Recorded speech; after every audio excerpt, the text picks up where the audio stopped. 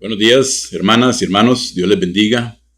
Esta mañana damos gracias al Señor por una nueva oportunidad que nos da para estudiar su palabra y poder aprender de ella cada día como el Señor quiere de cada uno de nosotros.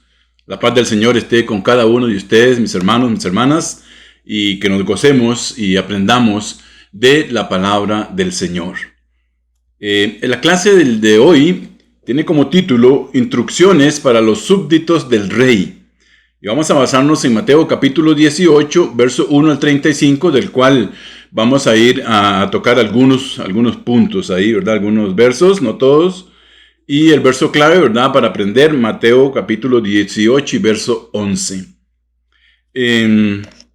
Recordemos, hermanos, dice la palabra en Mateo capítulo 18 y el verso 1, que los discípulos le hacen una pregunta al maestro.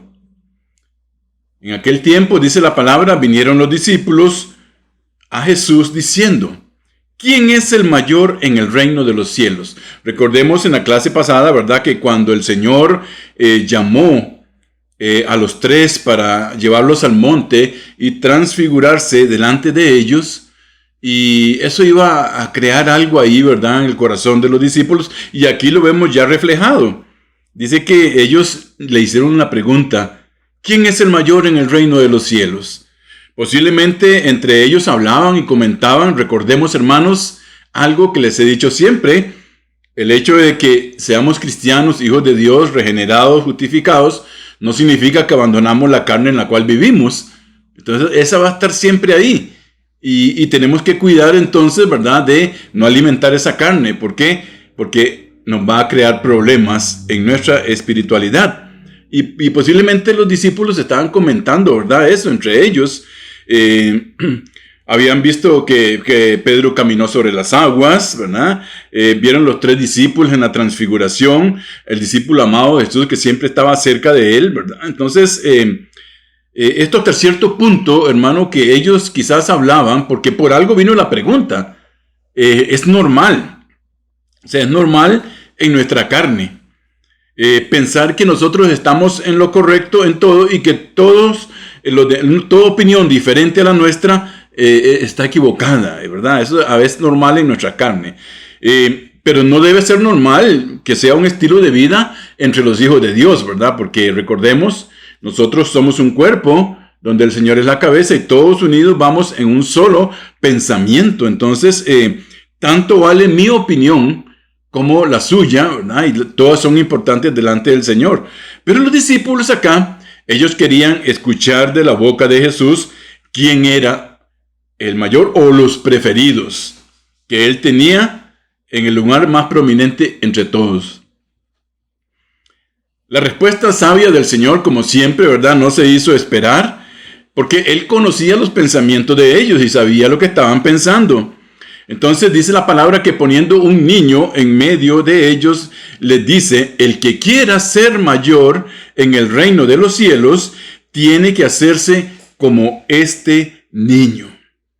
Con esto el Señor estaba introduciendo, mis amados hermanos y hermanas, una nueva enseñanza que de hecho era contraria a la que el mundo tenía en ese momento. Que para ser que el Señor trajo esta enseñanza que para ser mayor en el reino de los cielos había que humillarse. Había que ser como un niño, hacerse como un niño, como uno pequeño que todavía no sabe nada. El mundo, la enseñanza en ese momento en el mundo no era eso, ¿verdad? Ellos decían, no importa sobre quién tengas que pasar, hazlo para lograr lo que tengas que lograr. El maestro viene a darles a los discípulos, enseñándoles.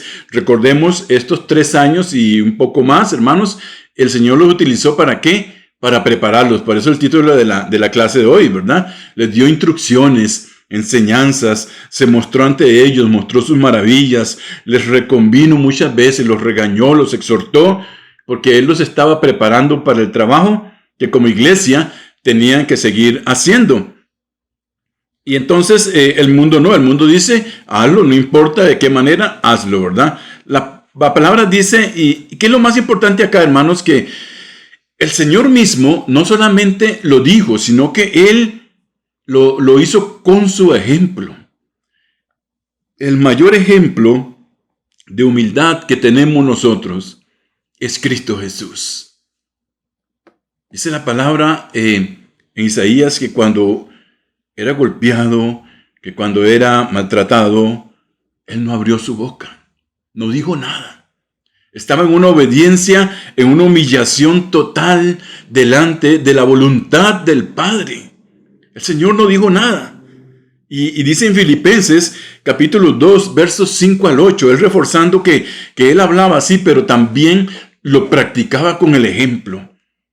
Dice la palabra de Pablo hablándoles a la iglesia en Filipo: haya pues en vosotros este sentir que hubo también en Cristo Jesús. ¿Cuál sentir?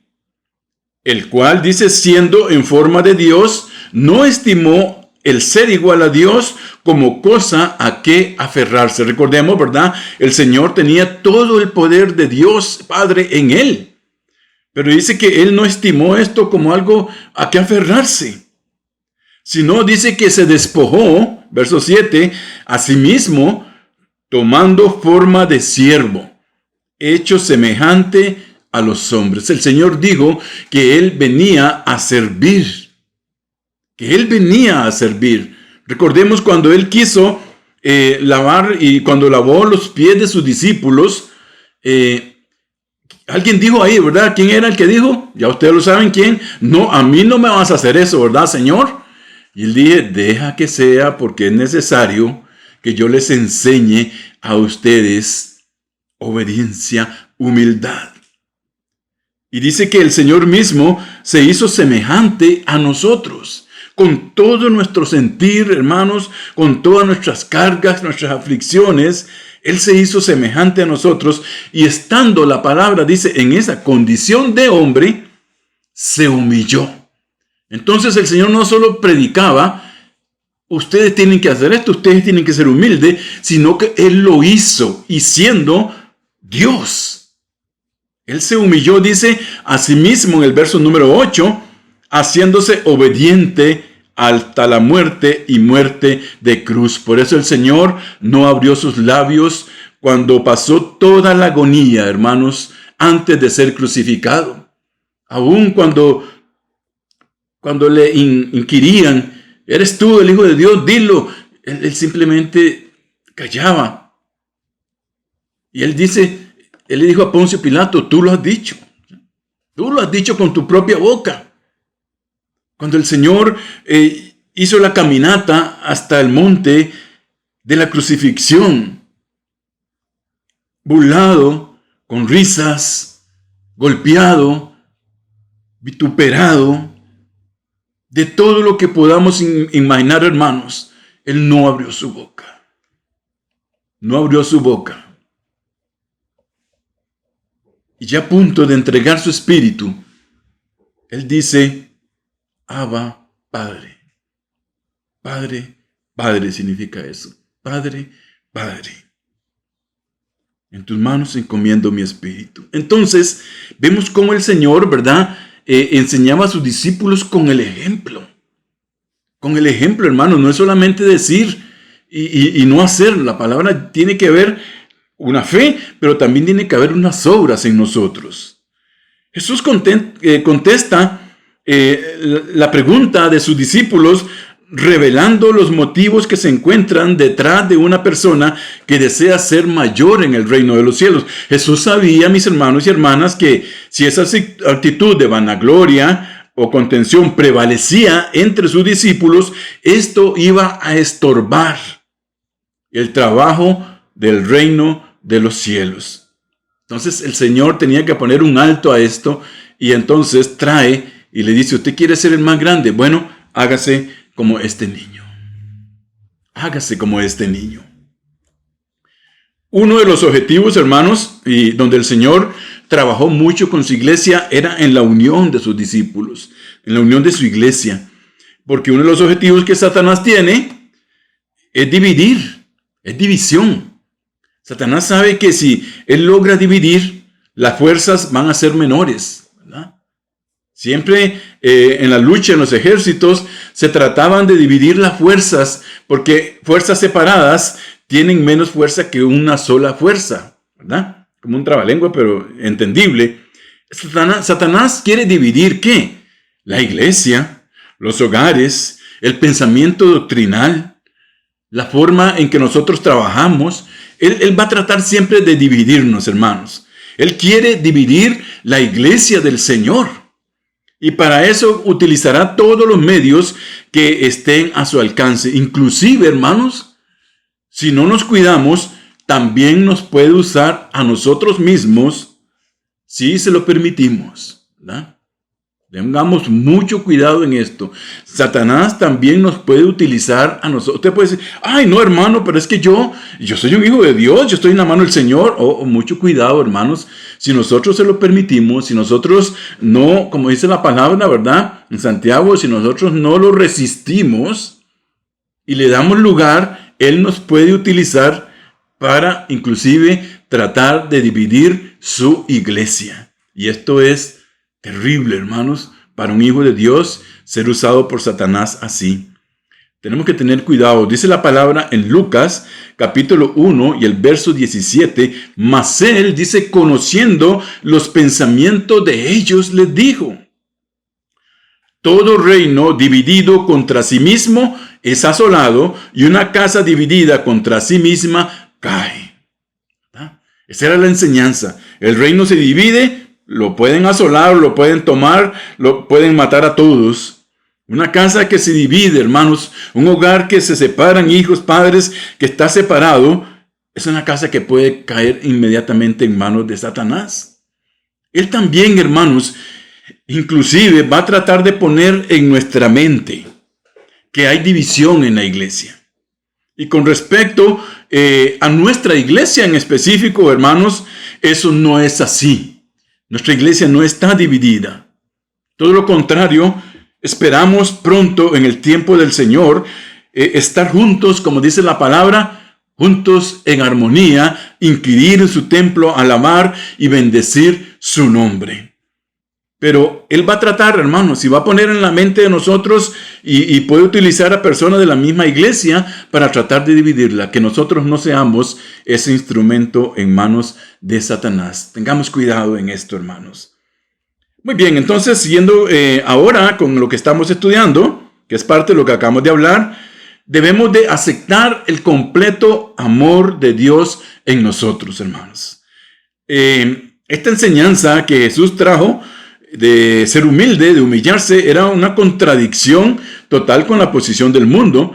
Él nos enseña que para ser mayores en el reino de los cielos, primero tenemos que humillarnos. Dice la palabra en Mateo 23:12, porque el que se enaltece será humillado, y el que se humilla será enaltecido, será alzado, será levantado, será puesto en alto.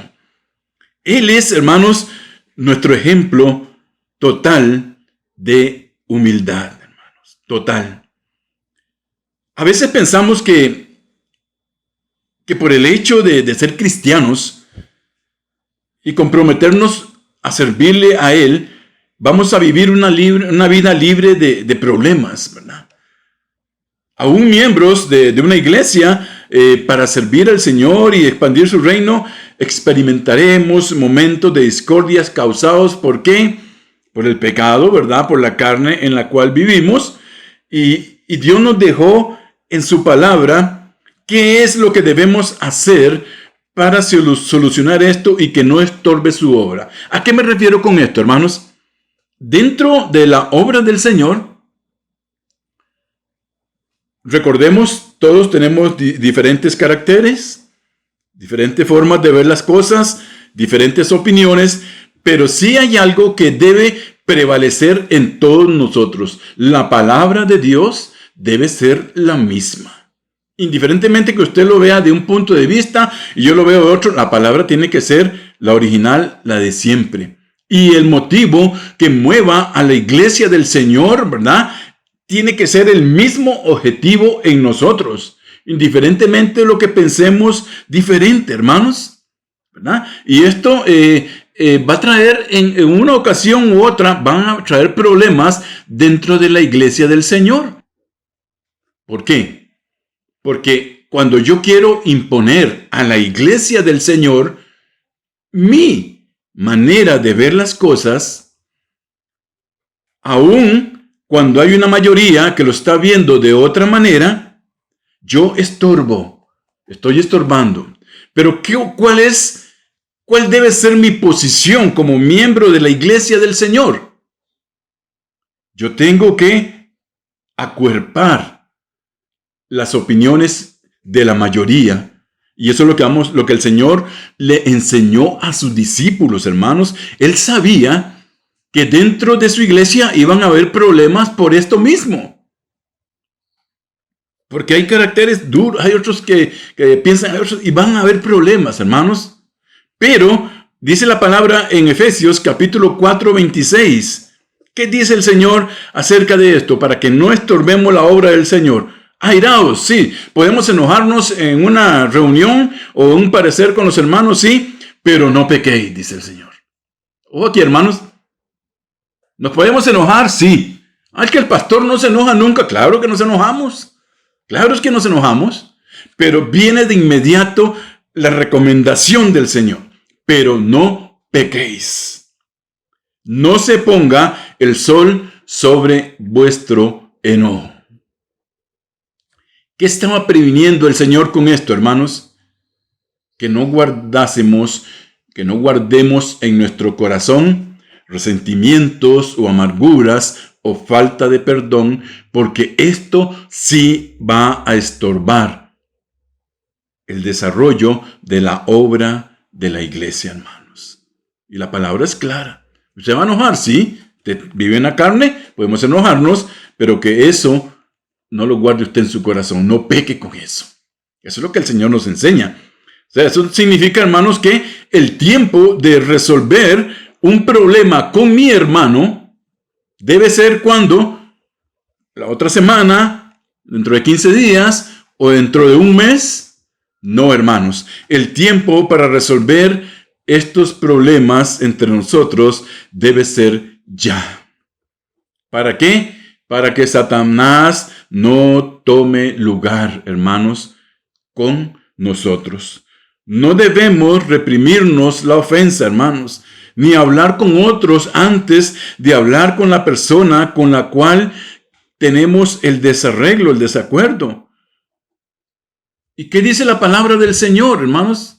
Si alguien peca contra mí, si hay una diferencia entre nosotros, debemos de ir hacia esa persona y buscar el perdón de Cristo para solucionar ese problema que hay. Si no lo acepta, ¿verdad?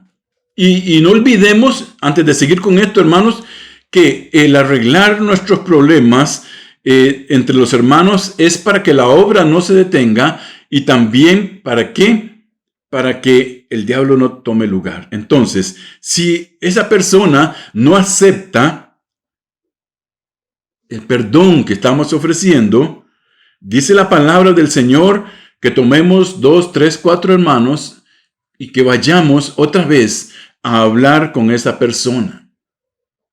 ¿verdad? Si no lo acepta, hermanos, dice, entonces tráelo a la iglesia.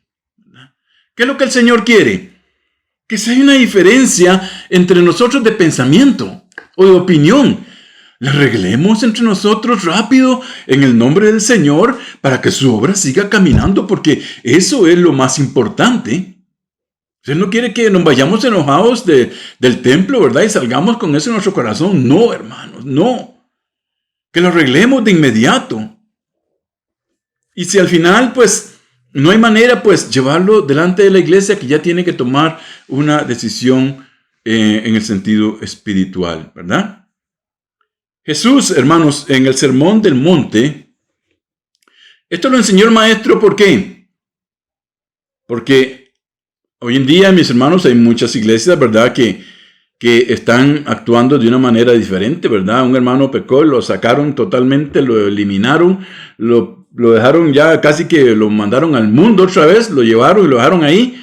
Y la palabra no, dice que el motivo del perdón entre nosotros es para restaurar. No para eliminar al hermano, no, para restaurarlo. para traerlo de nuevo a la comunión. ¿Por qué? Porque un día podemos ser nosotros los que podamos caer en eso, hermanos.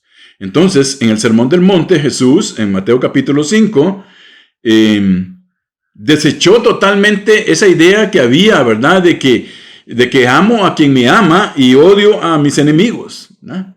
En lugar de eso, el Señor nos manda y dice en el verso 43 y 48, oísteis que fue dicho, ¿quién habla aquí? Jesús mismo. Amarás a tu prójimo y aborrecerás a tu enemigo. ¿A dónde se había dicho eso? Bajo la ley, ¿verdad? Pero, dice el Señor, yo hoy les digo, amad a vuestros enemigos, bendecid a los que os maldicen, haced bien a los que aborrecen. Está en contra, ¿verdad? Totalmente de lo que decía antes. Bendecid, dice, a los que os maldicen, haced bien a los que aborrecen, y orad por los que os ultrajan y os persiguen, hermanos. ¿Para qué? Para que ellos también tengan una opción de salvación. Para que ellos también tengan una oportunidad como la tuvimos nosotros. Y dice en el verso número 45, además, para que seáis hijos de vuestro Padre que está en los cielos, que hace salir el sol sobre malos y buenos, y hace llover sobre justos e injustos. Número 46, porque si amáis a los que os aman, ¿qué recompensa tenéis? ¿No hacen también lo mismo los publicanos? ¿Qué significa esto, hermanos? Que en la iglesia del Señor, nosotros no debemos tener hermanos predilectos o hermanos más amados o hermanos que son totalmente afín conmigo, ¿verdad? Aunque hay una cierta manera en que sí, pero no en que yo llegue al templo del Señor y deseche a aquel, ¿verdad? Aquel hermano que está ahí. Eso no es de un hijo de Dios. Eso no es de un cristiano. Dice el Señor nos dice, si ustedes no pueden amar ni siquiera a su hermano que están viendo, ¿cómo van a tratar de amarme a mí que no me ven? Y es lo que el Señor les está enseñando. Dice, Él hace salir el sol ¿sobre qué? Sobre justos, sobre buenos, y hace llover sobre malos y sobre buenos. Entonces dice, si ustedes aman y están siempre con la misma persona, ¿verdad? Porque él me cae bien, porque esta persona piensa igual que yo, porque esta persona nos vamos juntos, yo sí ando con él, yo sí le amo, yo lo saludo, yo él, pero aquel que a ese no. El Señor dijo en el Sermón del Monte, esto se acabó, porque dice que ¿qué ganamos con amar al que nos ama? Y es fácil, ¿verdad, hermanos? Es fácil. Es fácil amar al que nos ama, es facilito. No cuesta nada. Pero qué difícil amar y perdonar al que nos ofende, ¿verdad? Amar a aquel que todavía es un niño en la fe. Amarle a aquel que todavía es pobre en el espíritu. Amar a aquel, hermanos, que todavía necesita crecer. Que no piensa igual que nosotros. Dice, Señor, si usted ama al que le ama, ¿qué recompensa tiene con eso? Es fácil. Más, dice el Señor, y si saludáis, hermanitos, con esto, ¿verdad? Vean lo que les decía. Y si saludáis a vuestros hermanos solamente, ¿qué hacéis de más? ¿No hacían también así los gentiles? O sea, cuando llegamos a la iglesia, al templo, donde la iglesia se reúne, tenemos que ir en armonía, hermanos, unos con otros. Y todos somos iguales delante del Señor y tenemos que tener comunión con todos. Dice la palabra, esto dice, y si saludáis a vuestros hermanos solamente, o sea, si saludáis solamente a mi preferido, a mi preferida, ¿qué demás hacéis? ¿Qué sacrificio estáis ofreciendo? Dice el Señor. Ninguno. Porque también así hacen los gentiles. Sed, dice el verso número 48, sed pues vosotros perfectos, como vuestro Padre que está en los cielos es perfecto. Y cuando el Señor nos dejó estas estos mandamientos, hermanos, es porque nosotros también podemos hacerlo. Si no, Él no lo hubiera dicho. Y esto salió de la boca del Señor. Usted y yo tenemos que ser perfectos delante de Dios. ¿Por qué? Porque Él es perfecto. Dice, no, pero me falta mucho, pero trabajamos y vamos caminando y vamos avanzando hacia esa perfección, hermanos, completa la tendremos cuando estemos en los cielos con el Señor. Pero sí podemos ir perfeccionándonos, dice la palabra, renovándonos día a día en nuestro pensamiento, hermanos. Renovándonos. ¿Para qué? Para alcanzar esa perfección en Cristo Jesús. Jesús no solo enseñó el principio de amar a nuestros enemigos, sino que también lo vivió. Dice en Romanos 5:8, mas Dios muestra su amor para con nosotros en que siendo aún pecadores, Cristo murió por nosotros. Y termina diciendo también en Juan capítulo 13 y el verso 35, en esto, ¿en qué? En esto conocerán todos que sois mis discípulos. Vean, hermanos. En esto conocerán todos. ¿Quiénes? ¿Solo mis hermanos? ¿Solo los que están conmigo en el templo? ¿Solo los que son parte de la iglesia del Señor? Dice la palabra, pongamos atención a este verso. Lo hemos leído quizás muchas veces, ¿verdad? Y no nos detenemos a pensar en realidad qué es lo que dice. En esto conocerán todos, justos e injustos. Pecadores, buenos, malos, hermanos nuestros, en esto conocerán todos que ustedes son mis discípulos. ¿En qué?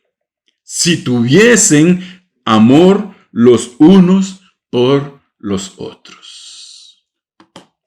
O sea, mis hermanos, ¿cómo me voy a dar yo a conocer que soy un discípulo del Señor?